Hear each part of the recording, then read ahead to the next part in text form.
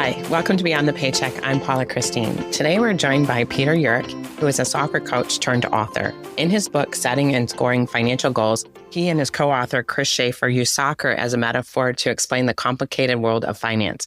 Now, personally, anybody that can make finance less complicated, I just know I needed to talk to you. So welcome, Peter.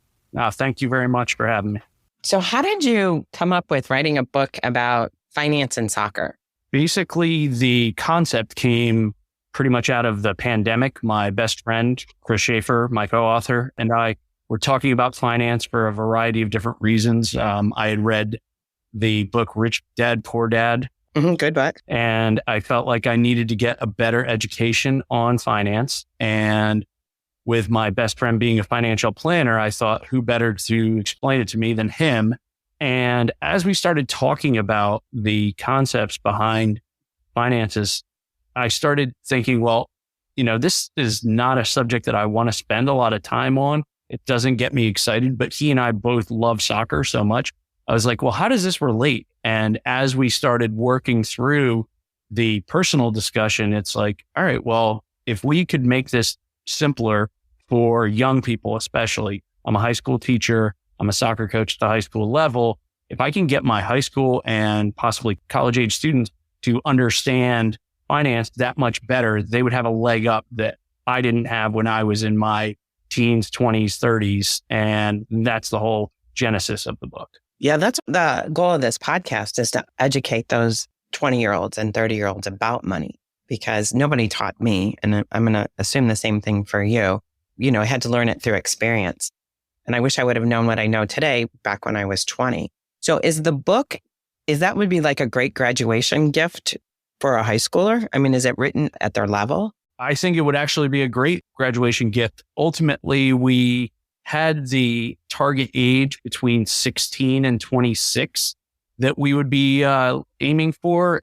The whole entire reason being that if you understand the concepts earlier, and as you know from educating other people about it, the earlier you start, the better your chances of having a firm grasp on your financial life. So waiting until you're in your 40s is not as advantageous as doing it when you're in your 20s. So the whole entire concept is targeted 100% at that younger demographic so that they can take the concepts a lot farther as they get older. So I haven't read the book yet, and I actually have it on order, so I'm waiting for it to come in. I think the first part of it talks about setting your financial goals. What do you believe is the most important part about setting those goals? To be quite honest with you, it's actually something that has nothing to do with money. I don't know how Chris would answer this question, but for me, the most important thing is kind of an emotional control thing. Okay. I think that having financial goals, a lot of people get caught up in the idea of, I want to be a millionaire. I want to have this car or that thing or whatever. And they don't have the emotional control to decide what they really want. Not, what I want in the moment, and that's why the supermarkets have the candy in certain aisles and not in other aisles so that parents can avoid those temptations for their kids. But as you get into your teens, 20s, it's real easy to get caught into that trap of, I want this thing and I want it now. Even though I don't have the money for it, I'm going to buy it anyway on credit or whatever. And you're having an impact on your larger financial picture rather than having the emotional control to say, wait a minute, is this a good financial decision or not? How do you get a 20-year-old to think like that? I mean, I have 5 kids, so I'm like, Well, that's why we use the soccer metaphor, because of the fact that, when you have it in the terms of finance, when you think about buying things and, making money and everything like that, it seems like the object of money is for you to get stuff. And one of the first concepts, one of the first chapters or breakdowns that we have is possession, not possessions. And I know you're probably not a soccer person, but... No, I had a couple of kids play it. I understand it. Okay. So the world's best team for a while was Barcelona, and now it's Manchester City. And they were both coached by this guy, Pep Guardiola. And his whole entire concept is keep the ball as much as you possibly can. Keep possession of the ball for 80% of the game so that the other team doesn't have the opportunity to score against you. Well, we took that concept into the book where the things like, emotional purchases, taxes, et cetera, et cetera. Those are all your opponents.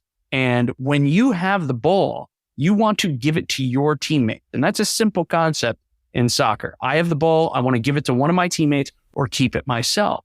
And so each of the players on the field, as we broke it down, becomes some kind of an asset class. If it's on your team, it's an asset class of some sort. So we've got, things on the defensive side, like insurance and your savings account and things like that. As you go up the field and you have a midfielder who's going to move you forward, but going to do it slowly, are things like, your home purchase and things like that. And then as you get farther up the field, the ones that really score the goals for you are the more risky, but still they create a lot more opportunity for you.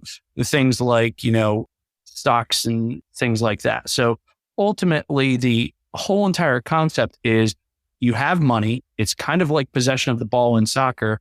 Where are you putting your money? If you're always giving your money away to the other team, that's fine if that's what you want to do, but it's all up to you. And that's one of the things that we stress throughout the entire book is that on a given Sunday or Monday after a weekend of games, there's plenty of people who look at what a manager did and said, oh, I would have done something differently there. I would have, sold this player or put him on the bench or her on the bench. And you end up making these decisions for somebody who's really at the top of their game. And when you have the possession of your own money, when the decisions are on you, can you make the right decisions for your financial future? I love that. And I understood that. Well, that's the whole entire point. I'm more of a football guy than a soccer guy, but I'm trying to figure out what the soccer equivalent of Monday morning quarterback is. Okay, so John, you just asked a great question that has nothing to do with the soccer book, but the whole entire concept is that not everybody loves soccer. So this is the first book of what we intend to be a series. Okay, great. The first book is soccer. The second book is going to be football because, believe it or not, football and soccer are the same sport. I know that sounds weird. Sacrilegious to some. Yeah, exactly. The third book will be basketball, and I'm still figuring out baseball, but ultimately I want to do a book for each of the major sports here in the US so that when we are delivering this concept to a soccer team, and, if I go out to a high school and talk to the coach and his players and say, okay, here's the deal. And the football coach comes to me and says, oh, I love that idea, but could you do it for football? Yes, we're going to do that. It's just, we started off with soccer because it's the one that we love the most. Like I said before, I think it's a great gift for college or high school graduation or Sweet 16, just educating our young will put them in such a better position than I know that I'm in myself because I didn't have that education.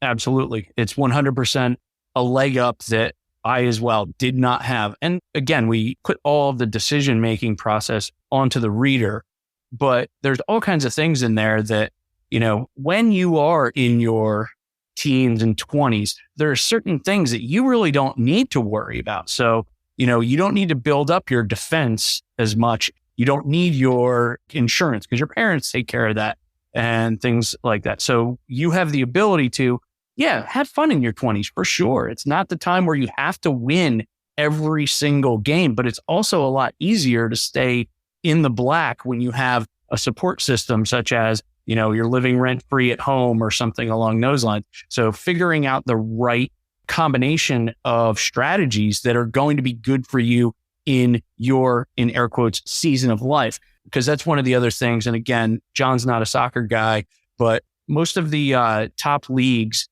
in the world, they usually have about 24 teams in their league.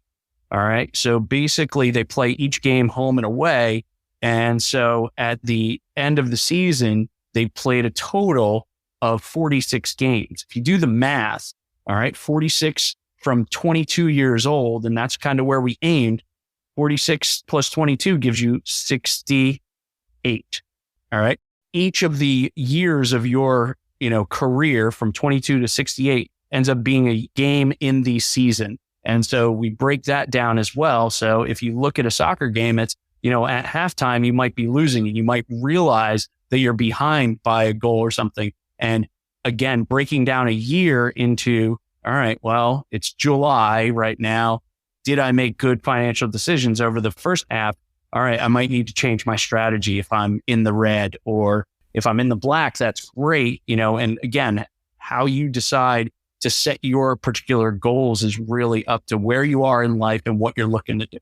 Wow. That was a lot. Yeah. It's not necessarily just about your age today, but it's really kind of like projecting out your life in some ways. Because I would think midlife is what? I don't know what most people think, but I hope it's 50. And a lot of people, if we look at, didn't make good financial decisions, maybe, but they can even use that analogy to make better financial decisions going forward. Is that what I was getting from that, or did I get that all wrong? No, absolutely. It's 100% accurate, because in the beginning of your season, if you're 22 years old, you're just out of college, 22, 23, and you have the ability, the freedom, because, you're either living at home or you have 4 roommates or something like that, where your expenses are a lot lower and you don't have as many responsibilities. You have the ability to decide what is it that you're going to do. Maybe you do start putting money into, some stocks or some other forward moving situations that, even if you were to just put a small amount, let's just say, okay, I bought Roth IRA. Yeah, a Roth IRA or some Apple stock or something like that you could just let sit there for that 46 seasons or the 46 years that you have over the future. What's going to happen to that money over time is it's going to compound. So before you get into a situation, and I know, again, going back to the whole idea of the players on the field, normally you have 11 players on the field and you have a balance. Well, when you're in your 20s, you could have 7 forwards if you want to, because you don't need to be really defensive, because most of your needs in that defensive area are taken care of by your parents, or you don't need them yet because you don't have any children. So you have the ability to be a lot more offensive. And then when you're in your 40s, 50s, 60s, you probably have to be a little bit more defensive, especially if you haven't been particularly smart with the money that you've used. You can't afford to gamble on going with an all offensive strategy. You need to be more defensive or balanced depending on the situation. That is just really a cool idea, because I've been in the financial services industry for 23 years. And I love that this caters to the young kids, but I'd also would like to see it for people who delayed their thinking and now that are 40 years old and starting out. Can you write a 5th book? Mid-season acquisitions. Yeah, the soccer analogy isn't particularly age specific. It may be a situation, and this happens all the time in professional sports. It's like, oh, we just fired our manager because of the fact that the season wasn't going well. Well, you're not going to fire yourself as the person who's in charge of your finances. You have to be in charge of your finances. I've met some people who should have fired themselves.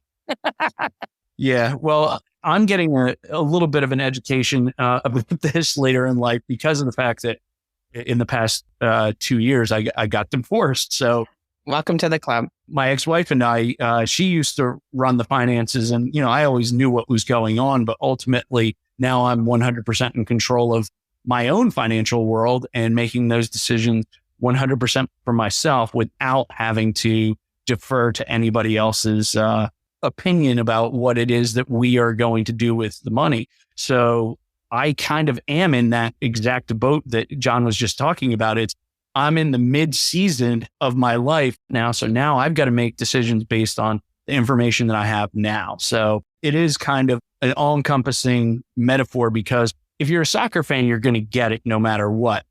It's just we're aiming at the younger generation because of the fact that I personally, I've written 2 other books, all have been self-published with the idea of helping out young people. I'm a high school teacher. I've coached in college and high school for a long time.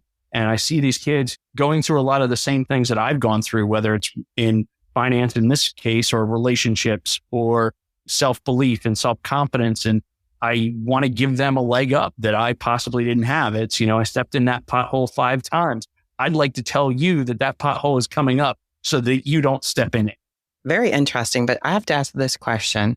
Did you watch Ted Lasso? I am one of the biggest Ted Lasso fans. I have watched the entire 3 seasons, all episodes, multiple times, but I don't know if you would know this, prior to the series coming out, it was based on 2 commercials that NBC did back in the early, it was 2012. Yeah, that's where Jason Sudeikis developed the Ted Lasso character, right? Yeah, exactly.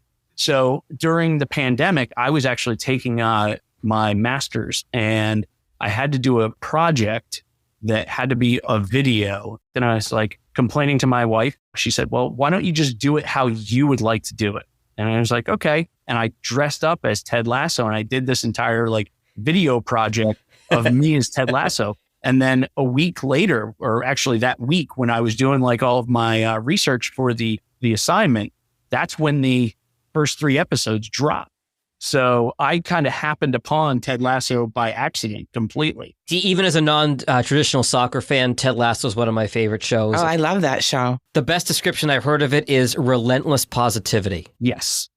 Yes. It was just so well done. I mean... Oh, very well done. I loved every minute of it. Roy Kent is one of my favorite characters of all time. Yeah, and he's totally based on a real person, Roy Keane. Is he? The soccer player Roy Keane, who played for Manchester United in the 80s and 90s, was exactly that kind of a stern character. And that's who Roy Kent is based off of. Zava is based off of Zlatan Ibrahimovic.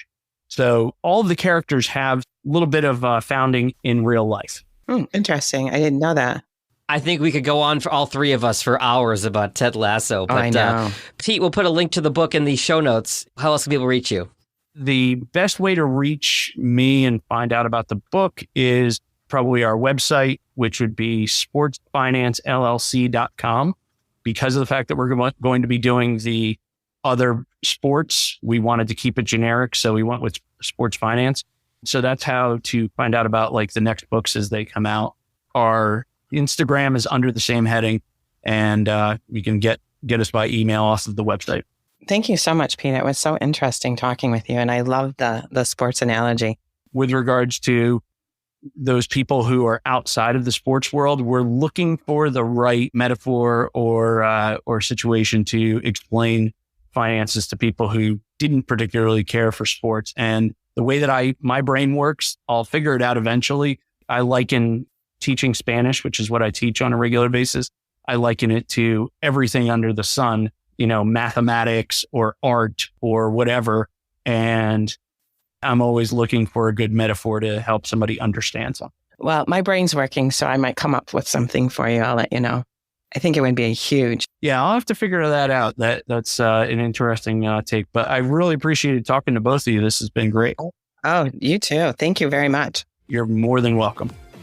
So if anybody would like to get a hold of me, they can reach me at paulachristine.com or check out my website at paulachristine.com. Thanks again, Pete. You're welcome.